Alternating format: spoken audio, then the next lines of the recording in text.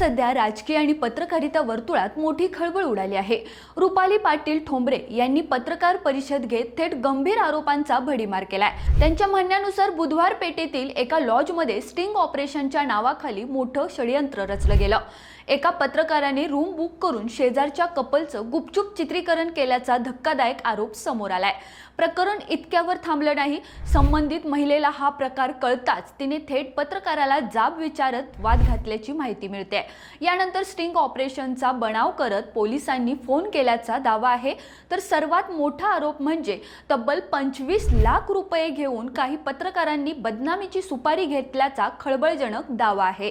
या प्रकरणात विजय ठोंबरे यांनीही उडी घेत हा राजकीय कट असल्याचं म्हटलं आहे। आता प्रकरणात पुढे काय होणार, पोलीस कारवाई होणार का, संपूर्ण पुण्याचं लक्ष या वादाकडे लागलं आहे। रोकठोक महाराष्ट्राला सबस्क्राइब करा आणि बेल आयकॉनवर क्लिक करायला विसरू नका।